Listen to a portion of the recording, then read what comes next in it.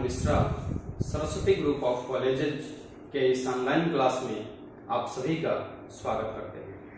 जैसा कि हमने पूर्व के वीडियो में पढ़ा है, कुमार संभवम महाकाव्य ग्रंथ का अध्ययन हम इस समय कर रहे हैं।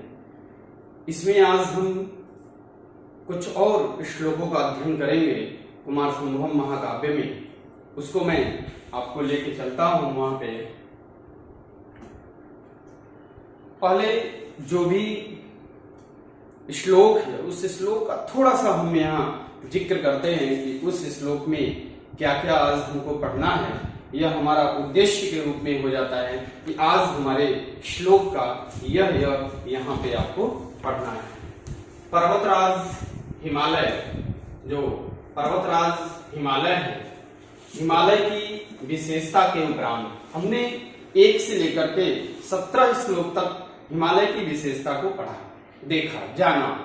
इसके उपरांत कुछ समय बीतने के बाद हिमालय की पत्नी मेना, हमने वहां तक भी पढ़ लिया है कि हिमालय का विवाह हो गया है मेना से। वह गर्भवती हुई और उन्हें मैनाक नाम का पुत्र रत्न प्राप्त हुआ।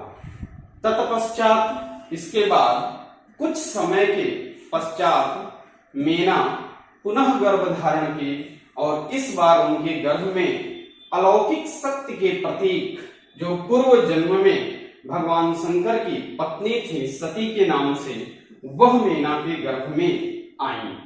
ऐसी कथा पुराणों में हमें देखने को मिलता है कि राजा दक्ष की जो पुत्री थी सती, वह भगवान शिव के पूर्व जन्म में उनकी पत्नी थी।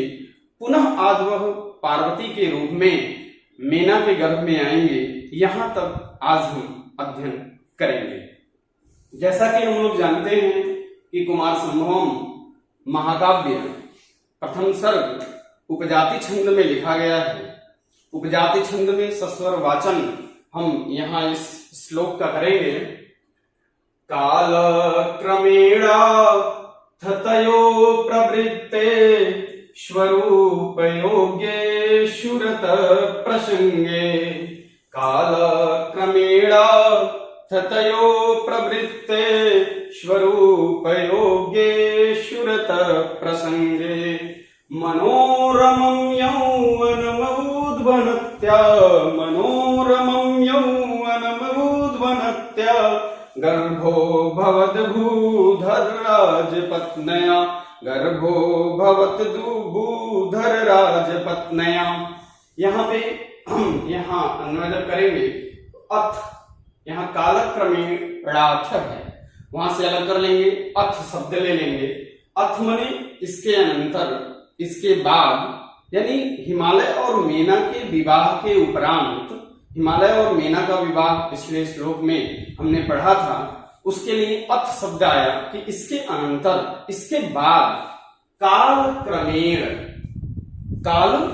क्रमेण कुछ समय बीतने के बाद, कुछ समय साथ में दोनों का व्यतीत होने के उपरांत,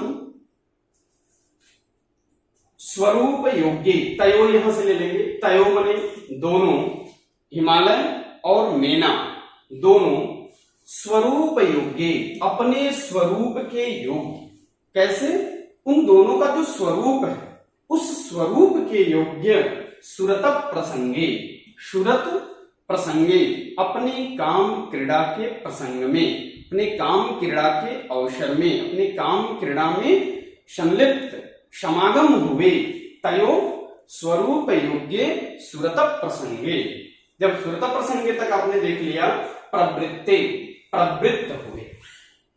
वह पर्वतराज हिमालय और मेना विवाह के कुछ समय बाद, कुछ कालक्रम बीतने के बाद, दोनों काम क्रीड़ा, रति क्रीड़ा में जब उनका समागम हुआ, तब क्या हुआ? जब वह प्रवृत्त हुए तो मनोरमं यौवनम उद्वहनत्या, मनोरमं, मनोहर, मनोरमं माने मनोहर, जो मन में रमण करने वाली है, जो मन को अच्छा लगने वाले। मनोरमं यौवनम, मनोहर यौवन को धारण करने वाली, उद्भवत्या माने धारण करने वाली, मनोहर यौवन को धारण करने वाली भूधर राजपत्निया, जो भूधर यानी पृथ्वी को जो धारण करता है, ऐसे भूधर राजपत्निया, ऐसे पर्वतराज हिमालय की जो पत्नी है, कौन?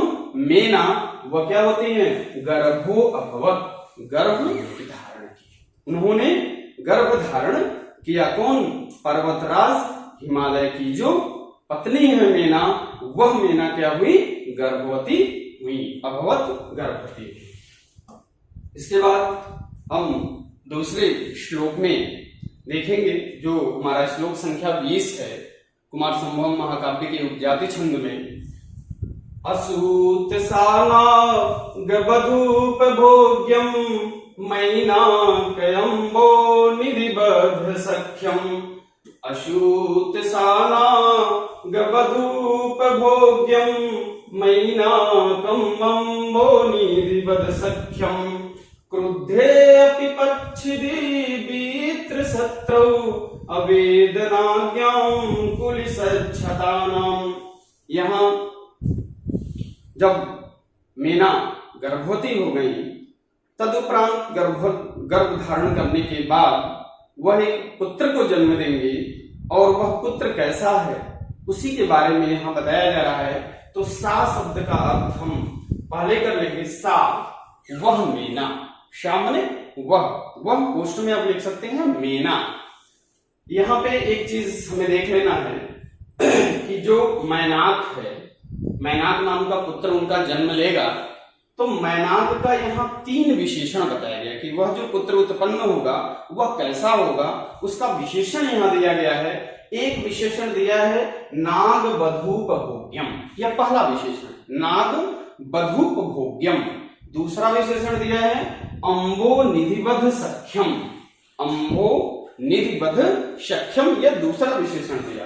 तीसरा विशेषण दिया पुलिस छतानाम अवेदनाज्ञाम, पुलिस छतानाम अवेदनाज्ञाम, यह इनका तीसरा विशेषण। यह तीनों विशेषण किसका है?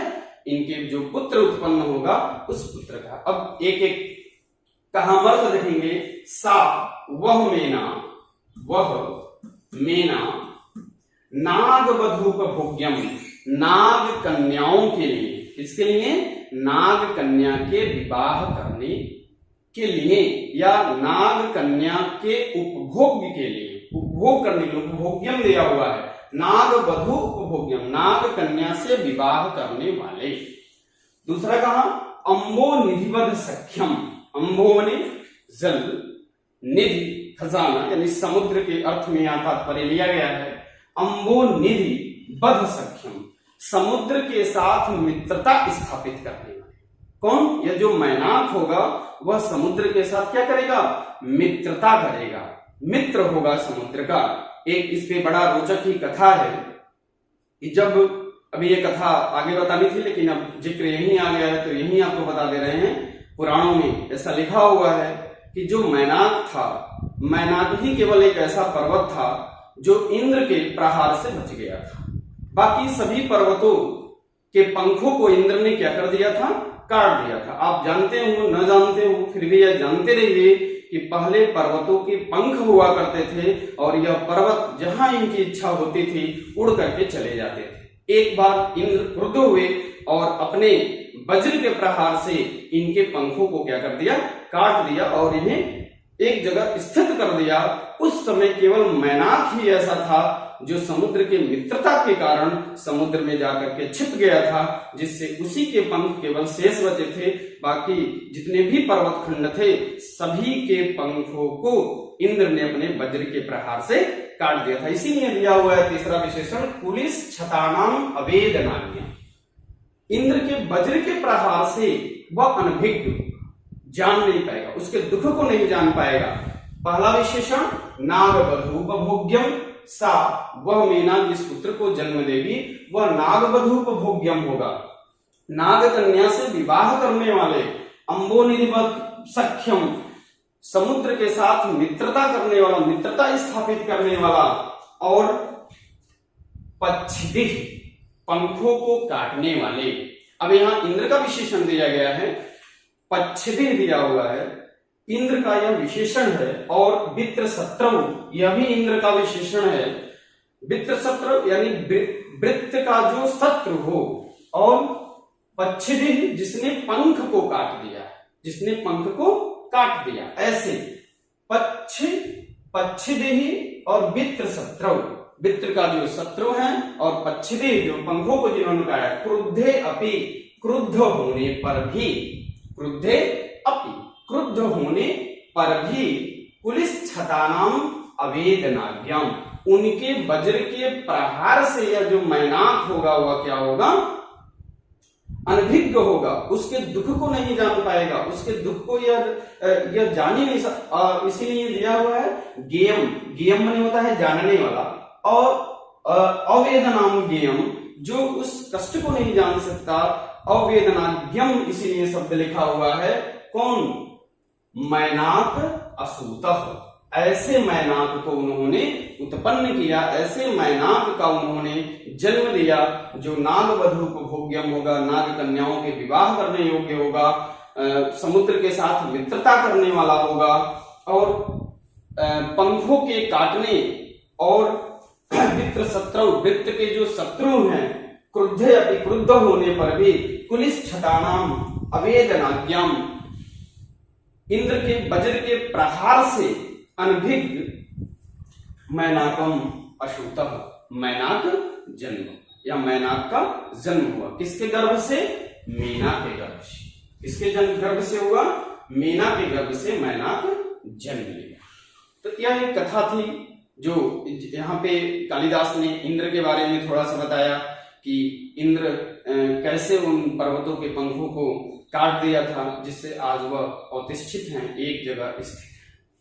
अगले श्लोक में हम श्लोक संख्या 21 है कुमार संभव महाकाव्य का प्रथम सर्ग का, इसको हम पढ़ेंगे जाति छंद में।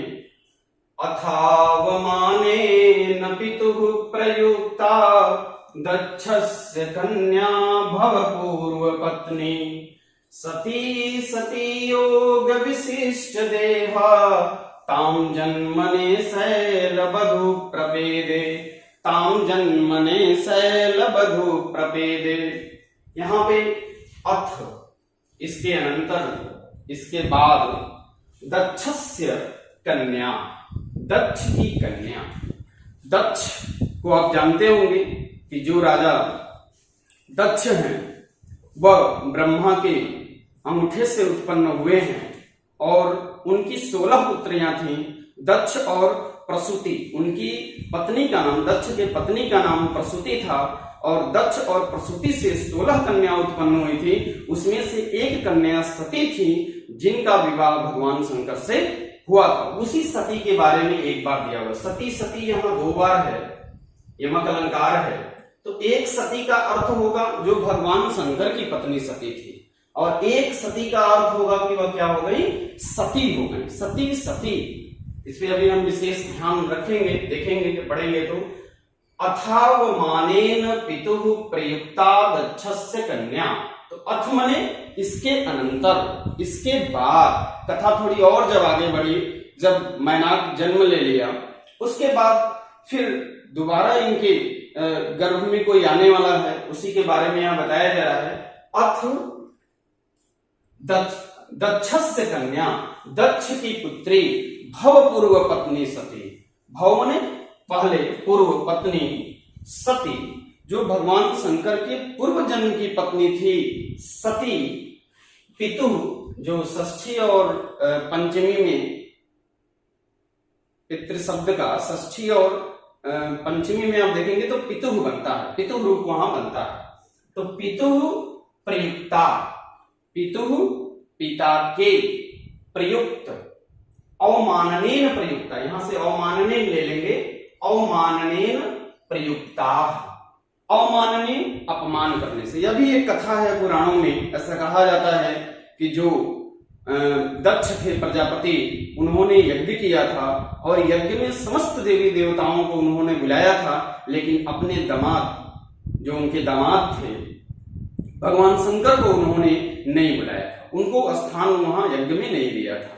लाख मना करने के बावजूद भी जो सती थी वह अपने पिता दक्ष के उस यज्ञ में गई और देखा कि वहां सभी देवताओं का स्थान रखा हुआ है, लेकिन उनके जो पति हैं उनका कोई स्थान नहीं है, तो उन्हें दुख होगा, उन्हें कष्ट होगा। वही अवमाननीय है, उनकी अपमान करने पर, अवमानना करने पर क्या की, पितुः प्रयुक्ता, पिता के द्वारा प्रयुक्त होने पर, पिता के द्वारा वह जब अपमानित हुई तो उस पितुः से, पितुः अवमाननेन प्रयुक्ता, प्रेरित होकर पिता के अपमान से प्रेरित हो गई, क्या हो गई, प्रयुक्त हो गई, प्रेरित हो गई। किसके अपमान से, पितुः अवमाननेन प्रयुक्ता, पिता के अपमान से प्रेरित क्या किया उन्होंने, योग विशिष्ट दिया, योग के माध्यम से, योग विद्या के माध्यम से उन्होंने अपने शरीर को क्या कर दिया, सती बना दिया।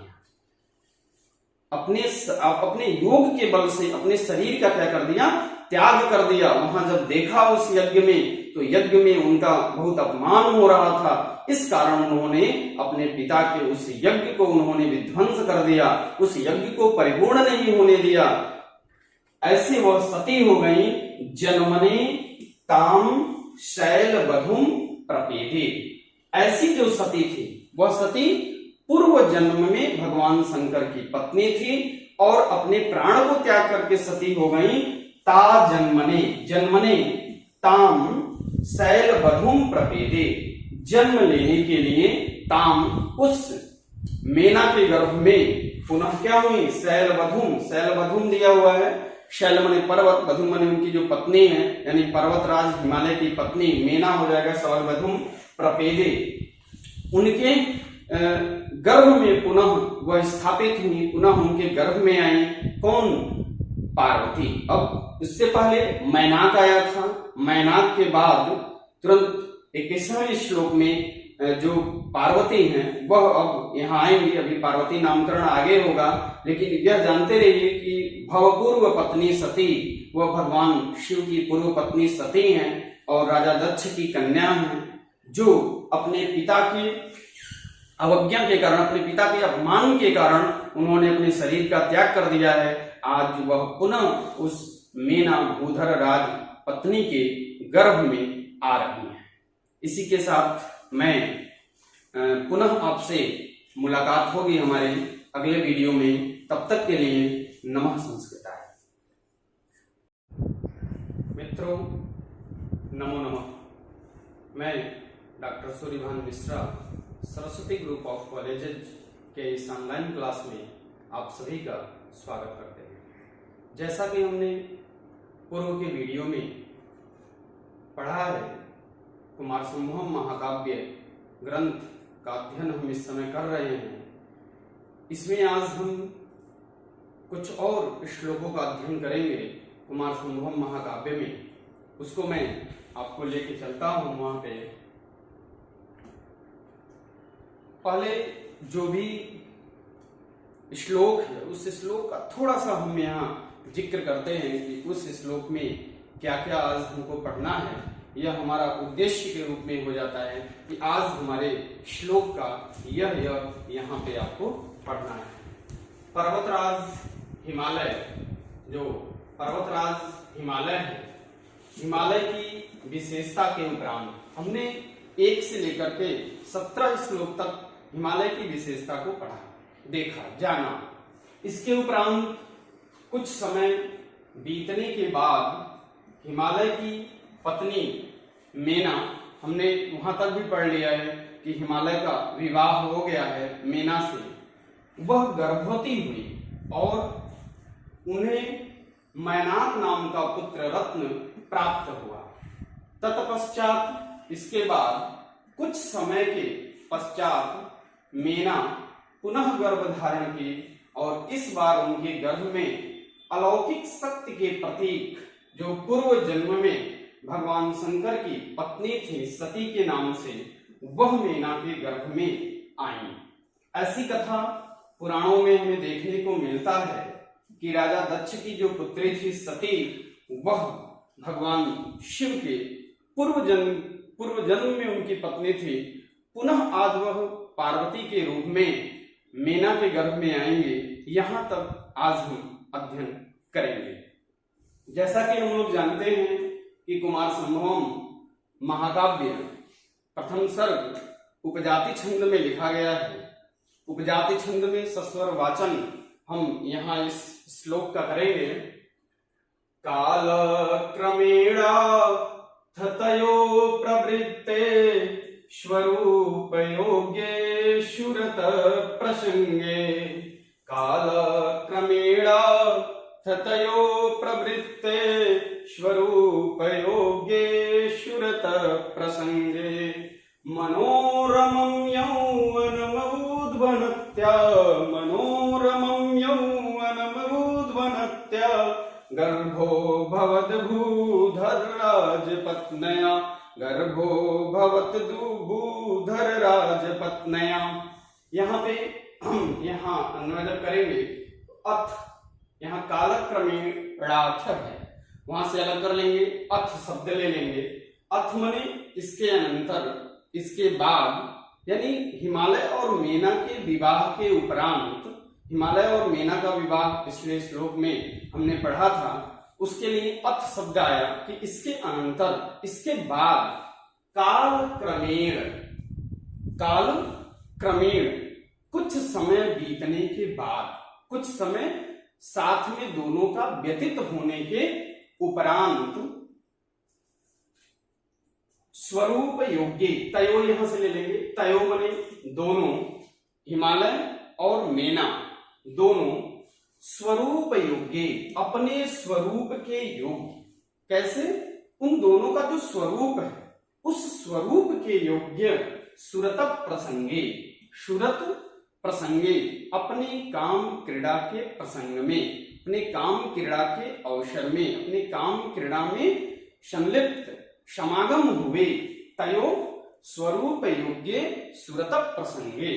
जब सुरत प्रसंगे तक आपने देख लिया, प्रवृत्ते प्रवृत्त हुए, वह पर्वतराज हिमालय और मेना विवाह के कुछ समय बाद, कुछ कालक्रम बीतने के बाद दोनों काम क्रीड़ा, रति क्रीड़ा में जब उनका समागम हुआ, तब क्या हुआ? जब वह प्रवृत्त हुए तो मनोरमं यौवनम उद्वहनत्या, मनोरमं, मनोहर, मनोरमं माने मनोहर, जो मन में रमण करने वाली है, जो मन को अच्छा लगने वाले, मनोरमं यौवनम, मनोहर यौवन को धारण करने वाली, उद्वहनत्या माने धारण करने वाली, मनोहर यौवन को धारण करने वाली भूधर राजपत्न्या, जो भूधर यानी पृथ्वी को जो धारण करता है, ऐसे भूधर राजपत्न्या, ऐसे पर्वतराज हिमालय की जो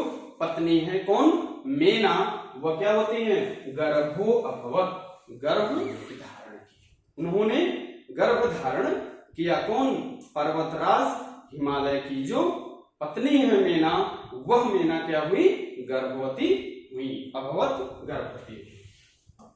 इसके बाद हम दूसरे श्लोक में देखेंगे, जो हमारा श्लोक संख्या 20 है, कुमार संभवम महाकाव्य के उपजाति छंद में। असूत साला गबधूपभोग्यम मैनाकयम्बो निधिबद्ध सख्यम। असूत साला गबधूपभोग्यम मैनाकम्बो निधिबद्ध सख्यम। क्रुद्धे अपि पक्षिदीत्र शत्रौ अवेदनाज्ञां कुलिसच्छतानां। यहाँ जब मेना गर्भवती हो गई, तदुपरांत गर्भ धारण करने के बाद वह एक पुत्र को जन्म देंगे, और वह पुत्र कैसा है उसी के बारे में यहाँ बताया जा रहा है। तो सा शब्द का अर्थ हम पहले कर लेंगे, सा, वह मेना, शा माने वह पोस्ट में आप लिख सकते हैं मेना। यहाँ पे एक चीज हमें देख लेना है कि जो मैनाक है, मैनाक नाम का पुत्र उनका जन्म लेगा, तो मैनाक का यहाँ 3 विशेषण बताया गया कि वह जो पुत्र उत्पन्न होगा वह कैसा होगा, उसका विशेषण यहाँ दिया गया है। एक विशेषण दिया है नाग बधूप भोग्यम, यह पहला विशेषण नाग बधूप भोग्यम। दूसरा विशेषण दिया है अम्बो निधिबद्ध सख्यम, अम्बो निधिबद्ध सख्यम, यह दूसरा विशेषण दिया। तीसरा विशेषण दिया पुलिस छतानाम अवेदनाज्ञाम, पुलिस छतानाम अवेदनाज्ञाम, यह इनका तीसरा विशेषण। यह तीनों विशेषण किसका है? इनके जो पुत्र उत्पन्न होगा उस पुत्र का। अब एक एक कहामर्थ देखेंगे। सा वह मेना, वह मेना नाग बधूप भोग्यम, नाग कन्याओं के लिए, किसके लिए? नाग कन्या के विवाह करने के लिए या नाग कन्या के उपभोग के लिए, उपभोग करने के लिए, उपभोग्यम दिया हुआ है। नाग बधू उपभोग्यम, नाग कन्या से विवाह करने वाले। दूसरा कहा अम्बो निधिबद्ध सख्यम, अम्बो ने जल, निधि खजाना यानी समुद्र के अर्थ में यहाँ तात्पर्य लिया गया है। अम्बो निधि बद्ध सख्यम, समुद्र के साथ मित्रता स्थापित करने वाले। कौन? यह जो मैनाक होगा वह समुद्र के साथ क्या करेगा? मित्रता करेगा, मित्र होगा समुद्र का। एक इस पे बड़ा रोचक ही कथा है कि जब, अभी ये कथा आगे बतानी थी लेकिन अब जिक्र यहीं आ गया है तो यहीं आपको बता दे रहे हैं। पुराणों में ऐसा लिखा हुआ है कि जो मैनाक था, मैनाक ही केवल एक ऐसा पर्वत था जो इंद्र के प्रहार से बच गया था। बाकी सभी पर्वतों के पंखों को इंद्र ने क्या कर दिया था?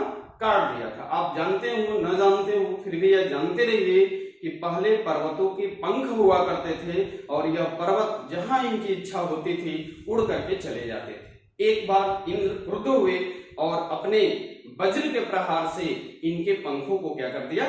काट दिया और इन्हें एक जगह स्थित कर दिया। उस समय केवल मैनाक ही ऐसा था जो समुद्र के मित्रता के कारण समुद्र में जाकर के छिप गया था, जिससे उसी के पंख केवल शेष बचे थे। बाकी जितने भी पर्वत खंड थे सभी के पंखों को इंद्र ने अपने वज्र के प्रहार से काट दिया था। इसीलिए दिया हुआ है तीसरा विशेषण पुलिस छतानाम अवेदनाज्ञा। इंद्र के वज्र के प्रहार से वह अनभिज्ञ, जान नहीं पाएगा, उसके दुख को नहीं जान पाएगा। पहला विशेषण नाग बधूप भोग्यम, सा वह मेना जिस पुत्र को जन्म देगी वह नाग बधूप भोग्यम होगा, नाग कन्या से विवाह करने वाले। अम्बो निधिबद्ध सख्यम, समुद्र के साथ मित्रता करने वाला, मित्रता स्थापित करने वाला। और पच्छिदिह, पंखों को काटने वाले। अब यहां इंद्र का विशेषण दिया गया है, पच्छिदिह दिया हुआ है, इंद्र का यह विशेषण है। और वित्र शत्रु, यह भी इंद्र का विशेषण है। वित्र शत्रु यानी वृत्त का जो शत्रु हो। और पच्छिदिह जिसने पंख को काट दिया, जिसने पंख को काट दिया, ऐसे पच्छिदिह और वित्र शत्रु, वित्र का जो शत्रु है और पच्छिदिह जो पंखों को जिन्होंने काटा। क्रुद्धे अपि, क्रुद्ध होने पर भी, क्रुद्धे अपि, क्रुद्ध होने पर भी पुलिस छतानाम अवेदनाज्ञाम, उनके वज्र के प्रहार से यह जो मैनाक होगा वह क्या होगा? अनभिज्ञ होगा, उसके दुख को नहीं जान पाएगा, उसके दुख को यह जान ही नहीं सकता। इसीलिए दिया हुआ है गेयम, गेयम माने होता है जानने वाला, और अवेदनाम गेयम जो उस कष्ट को नहीं जान सकता। अवेदनाज्ञम इसीलिए शब्द लिखा हुआ है। कौन? मैनाक असूतः, ऐसे मैनाक को उन्होंने उत्पन्न किया, ऐसे मैनाक का उन्होंने जन्म दिया जो नाग बधूप भोग्यम होगा, नाग कन्याओं के विवाह करने योग्य होगा, समुद्र के साथ मित्रता करने वाला होगा, और पंखों के काटने और वित्र शत्रु, वृत्त के जो शत्रु हैं, क्रुद्धे अपि, क्रुद्ध होने पर भी पुलिस छतानाम अवेदनाज्ञाम, इंद्र के वज्र के प्रहार से अनभिज्ञ मैनाकम अशुतः, मैनाक जन्म या मैनाक का जन्म हुआ। किसके गर्भ से? मीना के गर्भ से। किसके गर्भ से हुआ? मीना के गर्भ से मैनाक जन्म लिया। तो यह एक कथा थी जो यहाँ पे कालिदास ने इंद्र के बारे में थोड़ा सा बताया कि इंद्र कैसे उन पर्वतों के पंखों को काट दिया था, जिससे आज वह अवतिष्ठित हैं, एक जगह स्थित है। अगले श्लोक में हम श्लोक संख्या 21 है कुमार संभवम महाकाव्य का प्रथम सर्ग का, इसको हम पढ़ेंगे उपजाति छंद में। अथावमानेन पितुः प्रयुक्ता दक्षस्य कन्या भवपूर्व पत्नी सती सती योग विशिष्ट देहा ताम जन्मने शैलबधू प्रपेदे ताम जन्मने शैलबधू प्रपेदे। यहाँ पे अथ, इसके अनंतर, इसके बाद दक्षस्य कन्या, दक्ष की कन्या। दक्ष को आप जानते होंगे कि जो राजा दक्ष हैं वह ब्रह्मा के अंगूठे से उत्पन्न हुए हैं और उनकी 16 पुत्रियां थीं। दक्ष और प्रसूति, उनकी पत्नी का नाम, दक्ष के पत्नी का नाम प्रसूति था और दक्ष और प्रसूति से 16 कन्या उत्पन्न हुई थी। उसमें से एक कन्या सती थी जिनका विवाह भगवान शंकर से हुआ था। उसी सती के बारे में एक बार दिया हुआ। सती सती यहाँ 2 बार है, यमक अलंकार है। तो एक सती का अर्थ होगा जो भगवान शंकर की पत्नी सती थी, और एक सती का अर्थ होगा कि वह क्या हो गई, सती हो गई। सती सती, इस पे अभी हम विशेष ध्यान रखेंगे, देखेंगे कि पढ़ेंगे तो। अथावमानेन पितुः प्रयुक्ता दक्षस्य कन्या, तो अथ मने इसके अनंतर, इसके बाद। कथा थोड़ी और जब आगे बढ़ी, जब मैनाक जन्म ले लिया, उसके बाद फिर दोबारा इनके गर्भ में कोई आने वाला है, उसी के बारे में यहाँ बताया जा रहा है। अथ दक्षस्य कन्या, दक्ष की पुत्री भव पूर्व पत्नी सती। भव ने पहले, पूर्व पत्नी सती जो भगवान शंकर के पूर्व जन्म की पत्नी थी सती। पितु जो षष्ठी और पंचमी में, पितृ शब्द का षष्ठी और पंचमी में आप देखेंगे तो पितु बनता है, पितु रूप वहां बनता है। तो पितु प्रयुक्ता, पितु पिता के, प्रयुक्त अवमाननेन प्रयुक्ता, यहां से अवमाननेन ले लेंगे, अवमाननेन प्रयुक्ता। अवमाननेन अपमान करने से। यह भी एक कथा है पुराणों में, ऐसा कहा जाता है कि जो दक्ष थे प्रजापति, उन्होंने यज्ञ किया था और यज्ञ में समस्त देवी देवताओं को उन्होंने बुलाया था, लेकिन अपने दामाद, जो उनके दामाद थे भगवान शंकर को उन्होंने नहीं बुलाया था, उनको स्थान वहां यज्ञ में नहीं दिया था।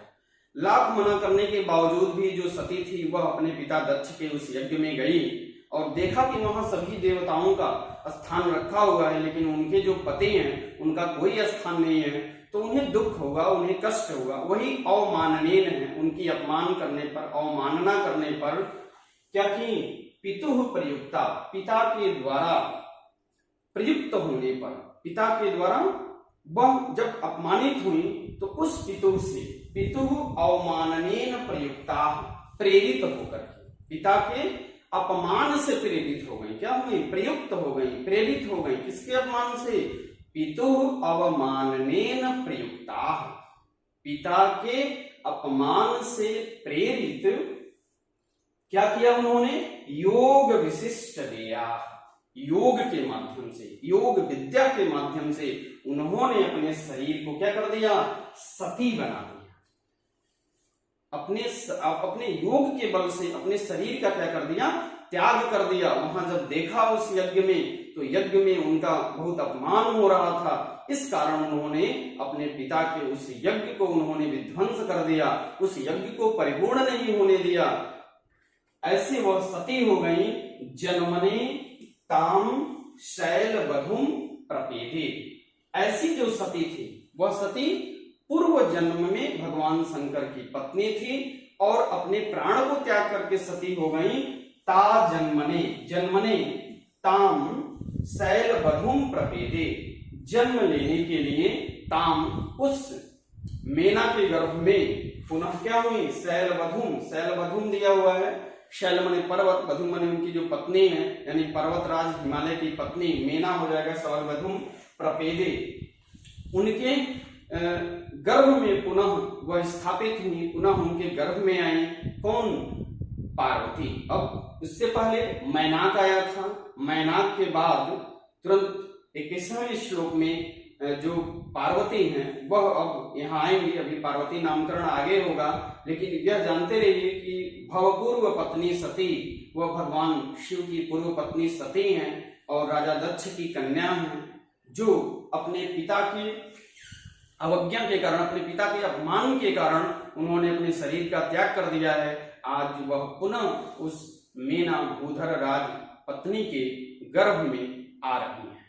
इसी के साथ मैं पुनः आपसे मुलाकात होगी हमारे अगले वीडियो में। तब तक के लिए नमः संस्कृत।